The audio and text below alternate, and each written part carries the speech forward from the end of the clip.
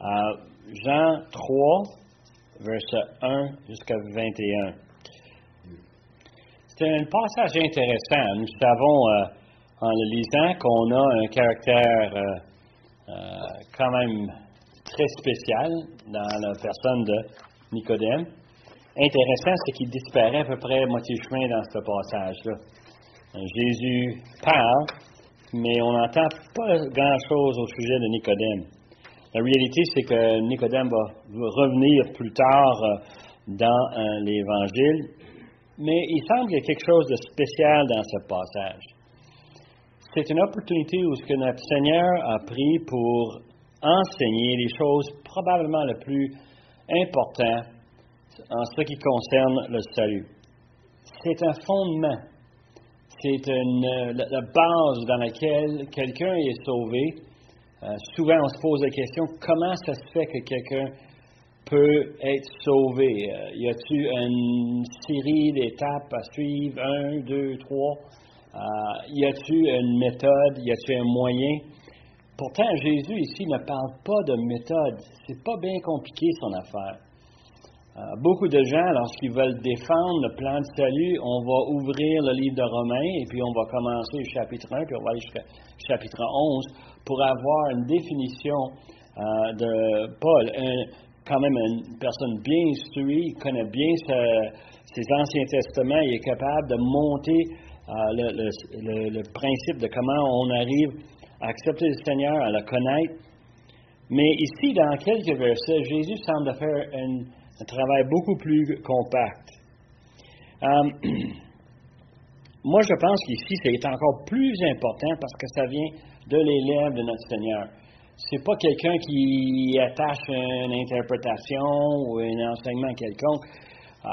C'est le Seigneur qui enseigne comment être sauvé. Et il sert d'un mot, une expression qu'on entend souvent, né de nouveau. Et on va voir là-dedans comment est-ce que Jésus veut définir le salut. Ce qui est fascinant, c'est que nulle part là-dedans c'est mentionné, mais partout c'est présent. C'est le concept de sola fidèle. C'est latin pour la foi seulement. Et on va le voir à travers. D'ailleurs, c'est fascinant parce que, il me semble que ça, c'est ce que Jésus essaie de communiquer à travers tous ces versets-là. C'est le fait que si quelqu'un veut être sauvé, c'est basé seulement sur la foi qu'on met dans notre Seigneur Jésus. Dans le contexte pour ce passage, lorsqu'on lit dans les Écritures, souvent on ne le réalise pas, mais il n'y a que quelques centaines d'années qu'on a les versets et les chapitres. Avant ça, l'auteur avait écrit un texte contigu.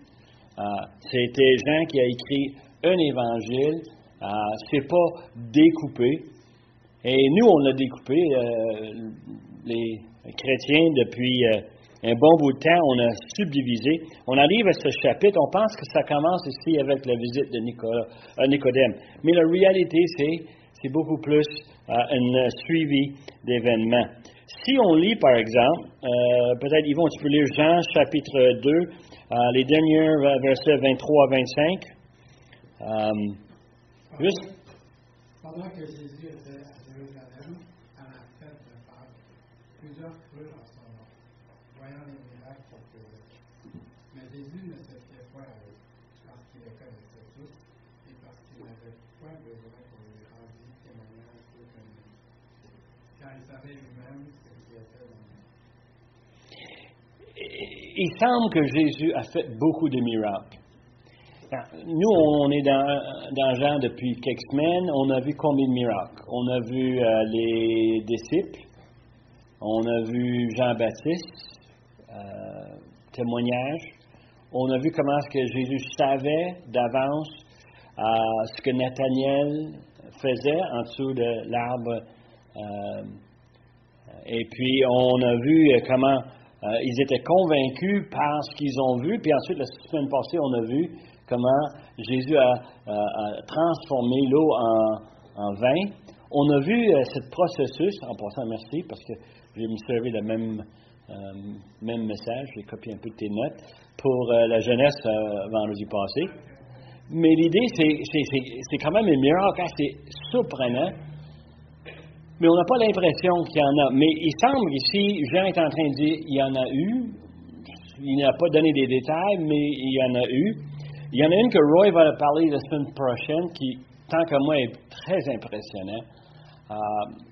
Ceux qui connaissent un peu les dimensions du temple, des milliers, des centaines de milliers de croyants qui sont là pour le Pâques, et Jésus les a tous cherchés dehors. Un homme qui a vidé la place. Ça doit être impressionnant. Honnêtement, quand on voit les circonstances, c'est des miracles. Et là, on a Nicodème qui arrive. Nicodème qui arrive, verset 1, il dit, Rabbi, nous savons que tu es un docteur venu de Dieu, car personne ne peut faire ces miracles que tu fais si Dieu n'est pas avec lui, right? On sait que tu viens de Dieu parce que tu fais des choses miraculeuses.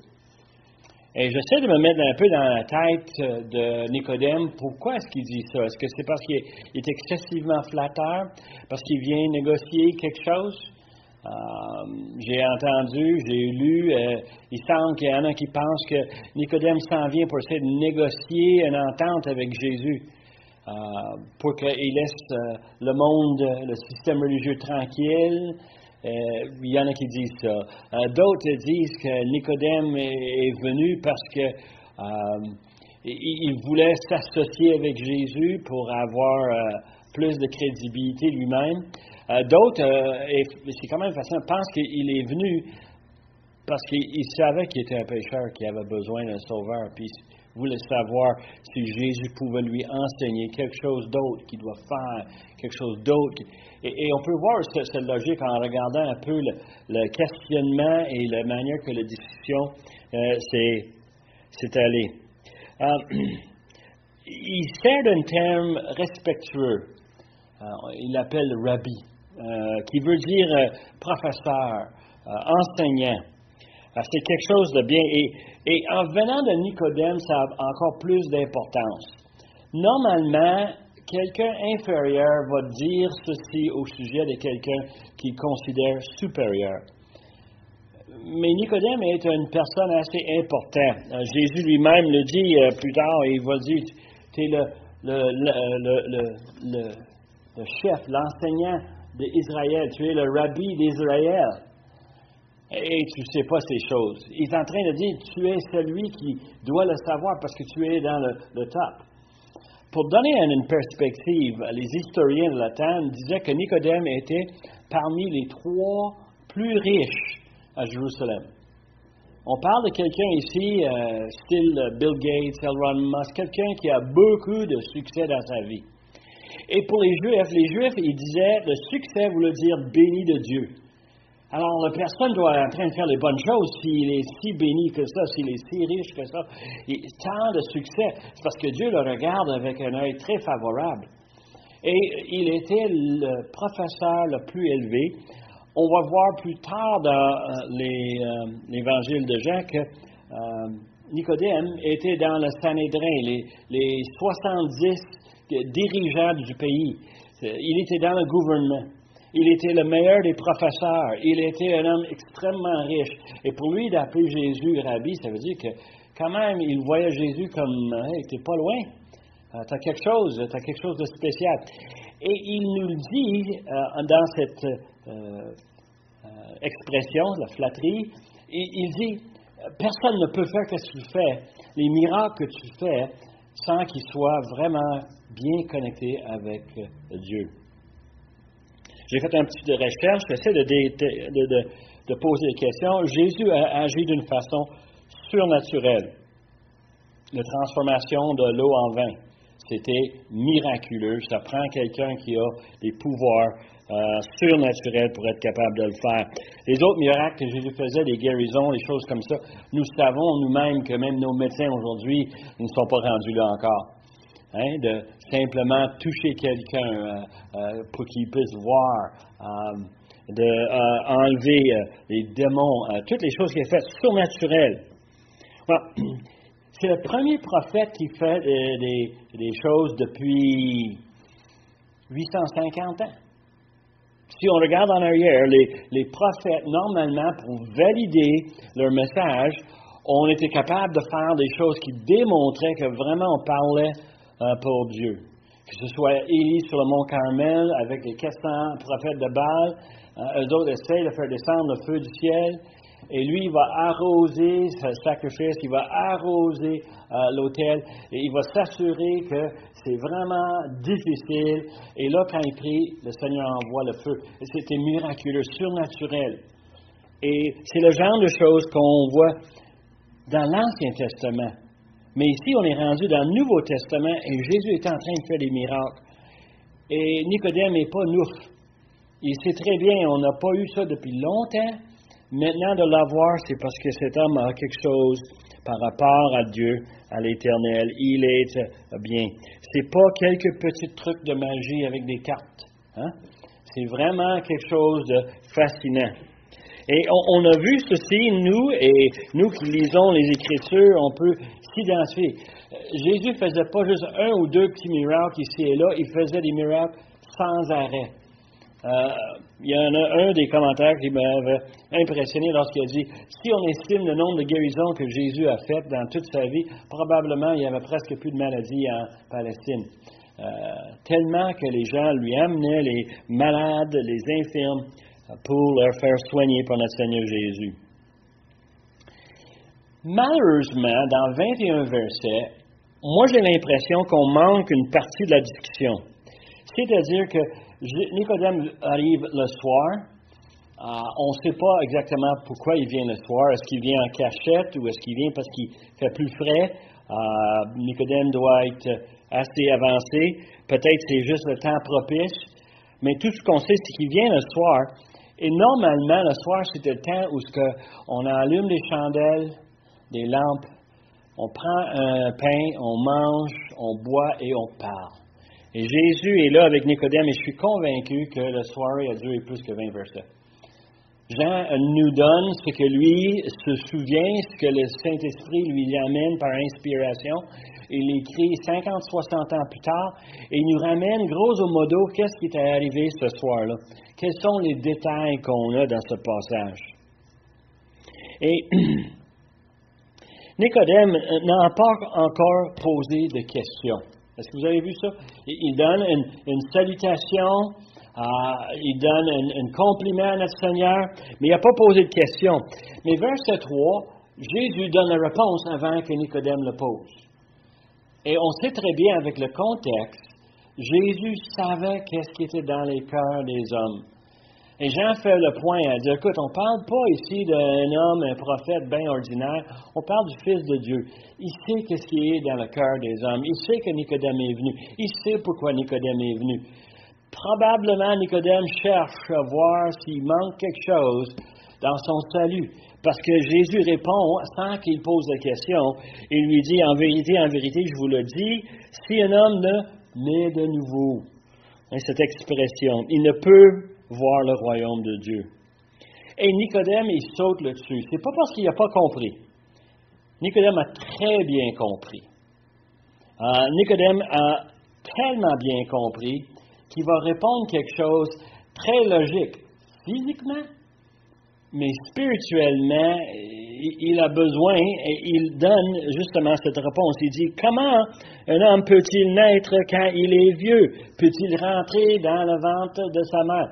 Ce que Nicodème est en train de faire, c'est de faire ce que les professeurs et les étudiants juifs font depuis des centaines d'années.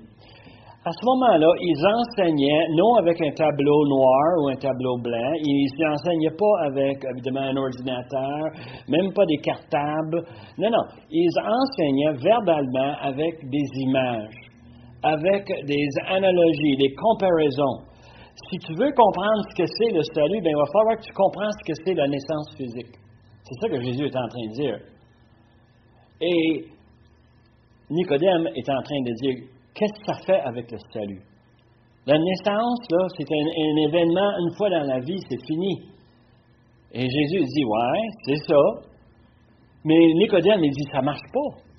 Pourquoi? Parce que lui vient d'un système religieux où il faut qu'on passe toute notre vie à suivre la loi de Moïse fidèlement, semaine après semaine, jour après jour. Toutes les fêtes nationales, il y en a 3 par année qu'il faut qu'on assiste. Il y a l'agneau qu'on doit sacrifier le porc. On a plein de choses qu'on doit faire. Toi, tu dis que c'est juste comme ça qu'on est sauvé? Et Jésus est en train de dire, oui, c'est comme ça. C'est pas comme tu penses. Et d'ailleurs, ça nous aide un peu à voir un peu comment est-ce que les gens pensent d'aller chercher leur salut. C'est à travers un système assez élaboré. Et je vais te dire, assez élaboré dans leur pensée, dans leur réflexion, dans leur raisonnement, sans prendre en considération qu'est-ce que Dieu veut dire. Christiane et moi, on est en train de lire à travers la Bible dans un an. On trouve ça un peu un défi. On voit énormément de l'Ancien Testament qu'on, normalement, dans une lecture, on lirait un épître, un évangile, mais de passer le temps avec Jérémie puis Ésaïe, Ézéchiel, on se pose bien des questions. C'est quoi cette affaire-là? C'est-tu un système qu'on doit suivre fidèlement jour par jour ou c'est-tu un système qui est impossible? Puis il y a assez d'évidence pour nous enseigner qu'on ne serait pas capable. On pense souvent que si nous autres, on était là, on serait bien mieux que ces Israélites-là qui tournent du Seigneur constamment. Nous, on est fidèles. Hein? Nous, moi et Christian, on est droits. Et on constate comment est-ce que à travers tous ces passages, comment on parle ici de mission impossible. Pour se faire dire que c'est pas comme ça. Il sert d'exemple, et on sait, parce qu'on a fait ici à l'Église plusieurs séries sur les paraboles, une mécanique que le Seigneur Jésus a servi à maintes et maintes reprises. Il a fait des comparaisons, et ici il parle de naissance. Et juste pour plonger rapidement dans le pensée de Jésus, naissance. Qu'est-ce que ça prend pour avoir une naissance? Qu'est-ce que ça prend? Naissance, ça prend un homme, une femme, mariés de préférence. OK, on est sur la même plage. Quoi d'autre? 9 mois, ça prend un peu de temps. Ça aide à avoir infirmière, médecin, ça aide, mais c'est pas eux autres qui vont le faire. S'il faut, on va accoucher où ce qu'on est, comme beaucoup ont fait dans l'ancien temps. La naissance, c'est quelque chose d'inévitable. Quand ça vient, ça vient. Tu ne peux pas l'empêcher. Une naissance, c'est un événement sûr, certain. Et là, la question que je vous pose, qu'est-ce que le bébé contribue là-dedans? Qu'est-ce qu'il donne? Il fait absolument rien. Il chiale. Il donne des coups de pied. Il ne fait pas grand-chose. Il ne donne rien là-dedans.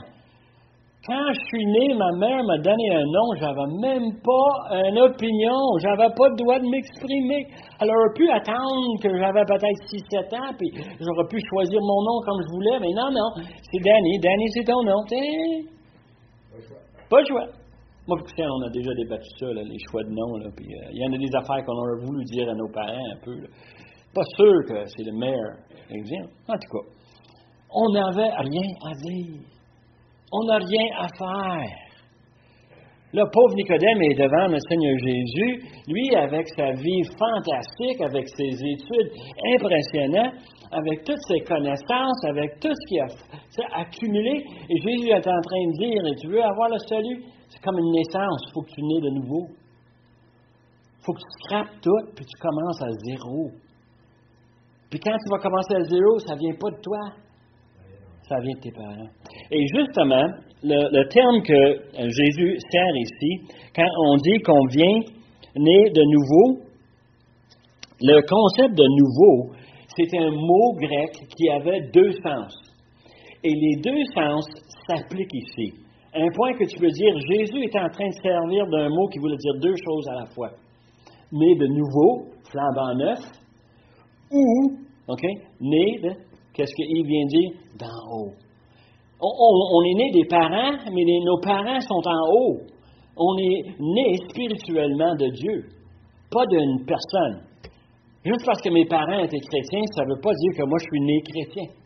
J'ai découvert ça, mes parents ont découvert ça. Nous, comme parents, on a découvert ça, n'est-ce pas? Nos enfants nous ont montré que, c'est pas nous autres qui leur donnent le salut. Ça vient d'en haut. C'est nouveau. C'est flambant neuf. Alors, on a cette notion ici que Jésus sert d'une image qui veut choquer. Il veut vraiment frapper dur Nicodème pour dire tout ce que tu as accompli, monsieur l'homme riche, monsieur l'homme bien en gouvernement, en richesse, en connaissance, en acte, parce qu'il était un pharisien, les pharisiens étaient les plus fidèles à la loi. Tout ce que tu t'as fait, ça vaut quoi? L'apôtre Paul était un pharisien, puis il a dit que tout ce qu'il avait fait, ça valait quoi? La boue. Le mot grec est un peu différent. La boue mélangée avec ce qui sort des vaches, là. C'est là. Ça sentait pas bon. C'est vraiment inutile. Paul l'a fait parce qu'il savait de quoi il parlait, et Nicodème est dans le même bateau. Jésus est en train de dire, bonhomme, tu viens me voir, tu veux savoir si tu peux ajouter à ton salut. Non, tu ne peux pas, parce que tu ne l'as pas. Et Jésus est en train de lui donner l'effet choc. Il dit, verset 5, Jésus dit, en vérité, je te le dis, si un homme ne naît d'eau et d'esprit, il ne peut entrer dans le royaume de Dieu. Ce qui est né de la chair est chair, et ce qui est né de l'esprit est esprit. Ne t'étonne pas que je t'ai dit, il faut que vous naissiez de nouveau. Le vent souffle où il veut, et tu entends le bruit, mais tu ne sais pas d'où il vient, où il va. Il est ainsi de tout homme qui est né de l'esprit. L'image ici, pendant bien des années, ça m'avait toujours chatouillé, pas capable de vraiment saisir qu'est-ce qu'il voulait dire quand il disait il faut être né de l'eau et de l'esprit.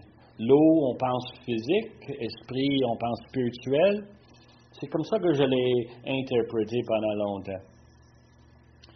Mais dans la lecture, en préparant ici, j'ai tombé sur quelque chose qui m'avait vraiment fasciné. Nous, on l'avait lu dans Ézéchiel, chapitre 36. On a une prophétie ici d'un changement radical dans le pays d'Israël. Et dans Ézéchiel 36, versets 24 à 27, c'est Dieu qui parle. Il dit, « Je vous retirerai d'entre les nations, je vous rassemblerai de tous les pays, je vous ramènerai dans votre pays, je répandrai sur vous une eau pure et vous serez purifiés. Je vous purifierai de toutes vos souillures et de toutes vos idoles. Je vous donnerai un cœur nouveau. Je mettrai en vous un esprit nouveau. J'ôterai de votre corps le cœur de pierre et je vous donnerai un cœur de chair. Je mettrai mon esprit en vous et je ferai en sorte que vous suiviez mes ordonnances et que vous observiez et pratiquiez mes lois. » Alors, c'est Dieu qui parle. Je crois que c'est même Jésus-Christ qui parle. C'est peut-être pourquoi il a donné cet exemple à Nicodème en disant, « Tu te souviens d'Ézéchiel? Pense-y. » Non, il dit ici des choses fascinantes. Il parle de l'eau pour la purification. Et ça me ramène à ce qu'on a vu la semaine passée avec notre étude dans Jean 2, où ce qu'on a vu l'eau. On a vu comment il y avait 6 pots qui étaient là pour la purification. Les commentaires nous disent que cette eau était servie pour laver les ustensiles, laver les mains, il y avait toute une cérémonie, qu'on purifiait tout avec de l'eau.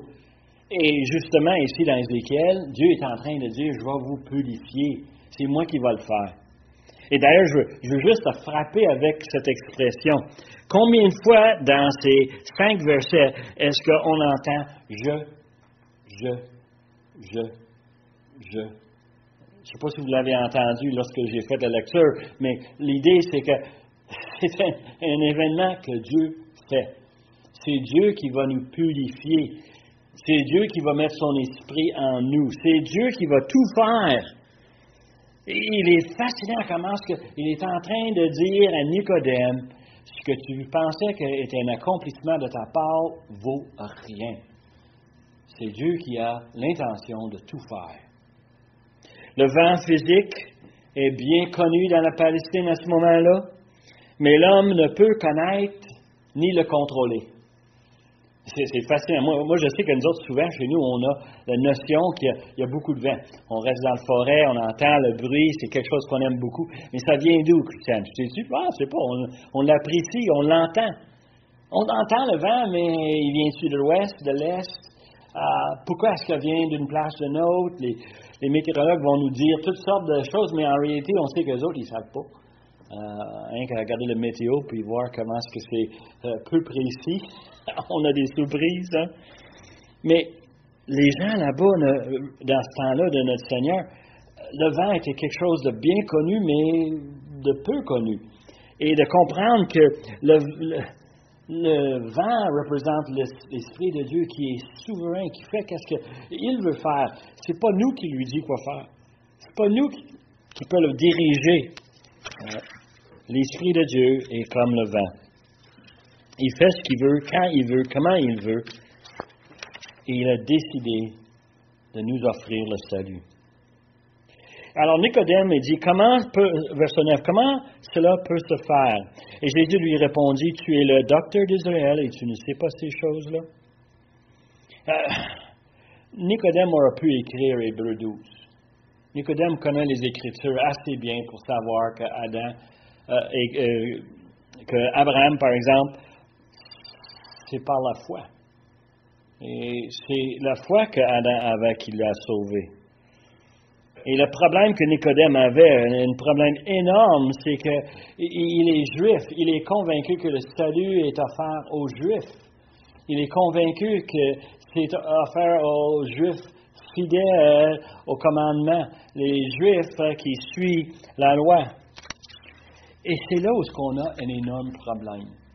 Nicodème a un grand problème, parce que ce n'est pas l'héritage des Hébreux, ce n'est pas le système religieux. Jésus répond, en vérité, je te le dis, nous disons ce que nous savons et nous rendons témoignage de ce que nous avons vu, et vous ne recevez pas notre témoignage. C'est frappant, hein? Nicodème, il sait toutes ces choses-là. Jésus lui apprend rien de nouveau, sauf pour le fait qu'il refuse la vérité qui est dans les Écritures. Tu es le docteur en Israël et tu ne sais pas ces choses-là. Tu es l'homme le plus connaissant, puis tu es ignorant. Parce qu'il savait les passages. Un des commentaires disait, pour que Nicodème soit rendu à une position où il était rendu, il aurait fallu qu'il mémorise des sections énormes de l'Ancien Testament. Ils doivent connaître ces choses-là. C'est un non-sens pour lui. Dans le raisonnement humain aujourd'hui, le salut offert par notre Seigneur Jésus de naître de nouveau, ça n'a pas de bon sens. Ça se peut pas. Comment ça peut être fait? Personne n'est monté au ciel si ce n'est celui qui est descendu du ciel, le Fils de l'homme, qui est dans le ciel. Et comme Moïse élevait le serpent dans le désert, il faut de même que le Fils de l'homme soit élevé, afin que quiconque croit en lui ait la vie éternelle. Car Dieu a tant aimé le monde qu'il a donné son Fils unique, afin que quiconque croit et ne périsse point, mais qu'il ait la vie éternelle. Un verset qu'on connaît très bien, on l'a mémorisé comme enfant à l'école dimanche, hein? Mais c'est un non-sens. Jésus offre un choix à Nicodème, puis le choix, c'est un choix inattendu. Lorsqu'on donne un témoignage à quelqu'un, lorsqu'on veut parler de l'Évangile à un ami, un membre de la famille, on leur donne un choix. On peut leur donner toutes sortes d'explications. On peut essayer de le rendre le plus simple possible. On peut essayer de leur donner le plus de détails possible. Mais la réalité, il y a une question très simple. Est-ce que tu crois ou non? Jésus se sert ici de forme de le mot « croire » 7 fois dans 7 versets. Moi, je suis étudiant en sciences physiques. J'ai été éduqué avec l'idée, les statistiques, ça compte. Quand Jean, quand Paul, quand Pierre, quand n'importe qui écrit quelque chose, met un mot en répétition, d'habitude, c'est parce qu'il y a une certaine place, une certaine importance. Jésus parle ici de croire ou de ne pas croire.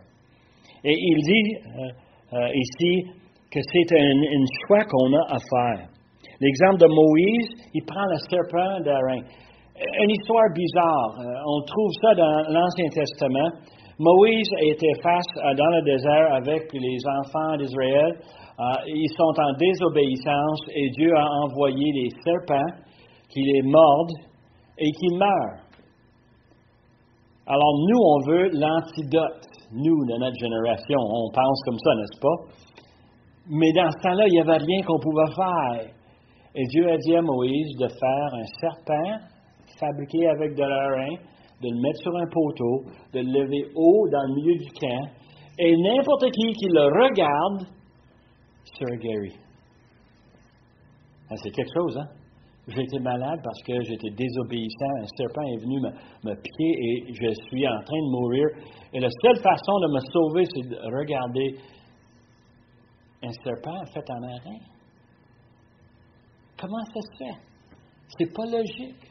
Où est la potion? Où est le pansement spécial? Où sont les ingrédients magiques? Il n'y en a pas. Regarde. Ceux qui ont regardé, guéris. Ceux qui n'ont pas regardé, morts. C'était très simple l'image. Et quand Nicodème est face à ça, il est en train de se faire brasser encore. Il n'y a rien que tu peux faire. On l'a fait pour toi. Tu n'as qu'à regarder et croire. Et il faisait allusion lorsqu'il disait ça, que il faut de même que le Fils de l'homme soit élevé. De quoi est-ce qu'il parle? Et pense-y plus, parce que tu sais qui a enterré notre Seigneur Jésus, hein? Nicodème. Penses-tu qu'il était là, puis il l'a vu crucifié sur le croix, puis il pensait un peu, c'est ça qu'il voulait me dire ce soir-là, il y a quelques temps passé, hein? Je suis sûr que Nicodème, là, ça lui parle, comme ça devrait nous parler à nous ici. Afin que quiconque ait en lui ait la vie éternelle. C'est quand on regarde la croix qu'on a la vie éternelle. On en parle sans arrêt ici à l'Église. Regarde la croix. C'est là où c'est arrivé. C'est là où il s'est donné lui-même pour payer nos péchés. J'aime bien ce que Jésus dit, mais je constate que ça doit être un autre choc pour Nicodème. Il a dit quoi? Quiconque croit. Quiconque. Et l'idée, c'est n'importe qui. Même un pécheur, même un non-juif, un Québécois, même n'importe qui, d'où tu viens dans le monde, quiconque. N'importe qui. Pourtant, pendant les années, Nicodème a enseigné, je suis sûr que nous sommes des Juifs, nous sommes choisis de la part de Dieu. Non, quiconque. N'importe qui. Pas d'association, pas de groupe religieux, pas de nationalité, pas de famille. Hein? Aucun groupe peut dire on a l'affaire. Et je sais comment est-ce qu'on est dans le monde aujourd'hui. Les témoins de Jéhovah pensent qu'ils ont l'affaire. Les Mormons pensent qu'ils ont l'affaire. Les catholiques pensent qu'ils ont l'affaire. Les Grecs orthodoxes pensent qu'ils ont l'affaire. Je ne sais pas combien de fois on a eu des discussions au travail avec des collègues de travail de différents arrière-plans. Et comment est-ce qu'ils pensent qu'ils sont dans la bonne voie. Et ils se trompent. Ils se trompent, ils sont associés à un système. Et ici, c'est clair, ça n'a rien à faire avec un système. Ça a à faire avec quiconque croit. Une des discussions les plus pénibles que j'ai eues, c'était avec un musulman qui m'a dit, nos dieux ne sont pas si différents que ça. Il dit que nos dieux sont complètement opposés, chum. Moi, j'ai un Dieu qui m'aime, qui a offert son Fils pour payer mes péchés. Toi, tu travailles comme un zouave pour essayer de gagner l'approbation d'un Dieu qui peut ou peut pas, peut-être pas t'accepter. C'était difficile. Et il ne voulait rien savoir. Ce que je trouve fascinant, verset 17, il dit, Dieu, en effet, n'a pas envoyé son Fils dans le monde pour qu'il juge le monde, mais pour le monde soit sauvé par lui. Celui qui croit en lui n'est point jugé, mais celui qui ne croit pas est déjà jugé parce qu'il n'a pas cru au nom du Fils unique de Dieu. Nulle part là-dedans est-ce qu'il y a une question de qu'est-ce que tu as fait avec ta vie. Combien de personnes m'ont dit, quand je vais être au ciel, je vais lui raconter tout ce que j'ai fait. Il s'en fout, il sait déjà, puis ça ne rentre même pas dans une balance. Pourquoi? Parce qu'on est déjà jugé. Quand on a choisi de ne pas croire, c'est fini. Et c'est triste, mais c'est ça qui fait la différence. Ils n'ont pas cru. Je donne un exemple flagrant, un que moi, j'avais beaucoup de misère dans ma jeunesse, je trouvais ça un peu incroyable, mais c'est dans les Écritures, il faut l'accepter. Luc 23, versets 39 à 43. L'un des malfaiteurs crucifiés l'injurait, disant, « N'es-tu pas le Christ? Sauve-toi, toi-même, et sauve-nous! » Mais l'autre le reprenait et disait, « Ne crains-tu pas Dieu, toi qui subis la même condamnation? Pour nous, c'est justice quand nous recevons ce qu'on mérite de nos crimes. Mais celui-ci n'a rien fait de mal. » Et il dit à Jésus, « Souviens-toi quand tu viendras dans ton règne. » Et Jésus lui répondit, « C'est dommage que tu n'as pas fait assez de bonnes œuvres. C'est dommage que tu n'es pas dans la bonne religion. C'est dommage que tu viennes de la mauvaise nationalité. » C'est pas ça qu'il a dit, hein? Qu'est-ce qu'il a dit? « Je te le dis en vérité, aujourd'hui tu seras avec moi dans le paradis. » Pourquoi tu penses que Jésus a dit ça? Parce qu'il voulait faire une dernière bonne petite geste, un petit cadeau qu'il voulait faire, juste quelque chose, une gentillesse. Non! Parce que l'homme croyait. Il l'a exprimé dans son témoignage. T'as pas peur de Dieu, toi? Nous autres, on reçoit ce qu'on doit recevoir, pas lui. Seigneur, oublie pas. Ne m'oublie pas. Et qu'est-ce que Jésus dit? Tu crois? Tu vas être avec moi, ça, aujourd'hui même. C'est fascinant de voir la dynamique ici. Nicodème, s'il était là, s'il a vu ça, s'il a entendu ça, je me demande où est-ce que Nicodème est rendu. Hein? Je me demande honnêtement. Il y a des choses que Nicodème fait dans sa vie qui nous parlent. En ce jugement, c'est que Jésus a dit, c'est la lumière étant venue dans le monde, les hommes n'ont préféré les ténèbres. Ils ont choisi les ténèbres. Et puis c'est facile. Ils ont choisi les ténèbres pour des raisons très, très simples. Hein? Parce que leurs œuvres étaient mauvaises. Quiconque fait le mal haït le ténèbre, haït la lumière. Il ne vient pas à la lumière, de peur que ses œuvres ne soient dévoilées. Mais celui qui agit selon la vérité vient à la lumière afin que ses œuvres soient manifestées, parce qu'elles sont faites en Dieu. Sont faites en Dieu. L'idée, c'est qu'il a mis sa confiance dans le Seigneur. Il fait des choses pour le Seigneur, parce que le Seigneur lui a donné cette foi. Alors, je termine ce soir avec juste un simple questionnement. Pourquoi une personne ne croirait pas? Moi, je trouve qu'on a déjà donné, Sam et moi, on a été professeurs d'école pendant longtemps. On a travaillé avec des petits bouts de choux. C'était facile de leur présenter le plan de salut. Il y en a qui ont accepté. Il y en a d'autres, non, c'était pas là. Ils ne sont pas intéressés. Ils préfèrent d'aller jouer. Ils préfèrent... et dis-le, parce que ça, c'est des petits enfants. Imaginez-vous quand c'est des ados. Ou quand c'est des adultes. Ou comme des gens comme moi qui sont un peu vieux. C'est difficile de renier. Pauvre Nicodème, là, ce soir-là, il a dû être vraiment démuni avec tout ce qu'il avait accompli dans sa vie pour se faire dire, il faut que tu viennes de nouveau. Commence à zéro, bonhomme. C'est quelque chose, hein? Pourquoi une personne ne croit pas? Well, Jésus nous dit ici parce qu'il aime son péché. Il aime les ténèbres. L'exemple que moi j'ai lu cette semaine, c'est qu'on enlève une roche en campagne.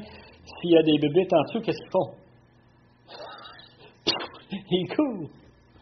Une fois, je travaillais en Géorgie dans une usine de laine. On transformait la laine en vêtements. Et puis, évidemment, avec le laine, il y a de l'huile dans le laine qui vient des moutons. L'huile rentre dans tout. Elle rentre dans le plancher et partout. Et puis, l'usine était fermée au moment qu'on était là. On faisait une mise à jour de système informatique et on passait à un raccourci à travers l'usine. Mais c'était noir. Mais ils avaient installé un système automatique pour allumer les lumières quand un être humain passait. Et moi, le premier soir, je finis mon travail, je quitte, je passe pour le raccourci, j'arrive dans l'usine, les lumières s'allument automatiquement et les coquerelles à terre partaient en courant à gauche puis à droite. Ils n'aimaient pas la lumière, ils voulaient la noirceur, ils cherchaient la noirceur. Qui a allumé les lumières? On s'évade, on s'en va. Et c'est l'image que j'ai quand Jésus parle ici. Ils ont préféré les ténèbres pour ne pas se faire voir, pour ne pas se faire paraître devant tout le monde leurs actes mauvais, leurs péchés. Moi, j'ai une autre chose que j'aime beaucoup, c'est avec le brillant sur le croix. Question, est-ce que ça se peut que les gens ne croient pas parce qu'ils n'ont pas assez peur de Dieu? C'est une idée que je lance un peu. Là. Les gens aujourd'hui, est-ce qu'ils ont peur de Dieu? S'ils pensent comme les catholiques que c'est le petit Jésus, ils n'ont pas vraiment peur d'un petit Jésus. Ils n'ont pas peur d'un petit Jésus, hein? Non. Mais ils n'ont pas peur de quelqu'un qui ne connaît pas. Si tu ne connais pas Dieu, tu n'as pas peur de Dieu. C'est un très bon point, ça. Ils ne connaissent pas Dieu. Ils ne savent pas que le Dieu qui a créé les milliards et les milliards des étoiles, qui a fait des chromosomes, l'ADN, toutes ces affaires, c'est tout par hasard. Oui, tout par hasard. Oui. Ils n'ont pas une connaissance de Dieu, ils n'ont pas peur de Dieu. Mais Dieu va juger tout le monde. Dieu va déterminer des choses. Il a fait des choses miraculeuses, surnaturelles dans le passé. Il n'est pas terminé. Il me semble qu'on doit le craindre, non? Tout le monde péchera en Philippiens. Ça s'en vient. Parce qu'on ne croit pas que les péchés qu'on a faits sont si graves que ça. J'ai entendu cela souvent en parlant avec des gens. Le péché, c'est plus la mode. C'est plus la mode. Pas un mot populaire. Il y a une membre de notre famille, Christiane, a témoigné, et puis elle a dit, je ne fais pas des péchés, j'ai juste des légères imperfections dans ma vie. C'est ça, des petites imperfections.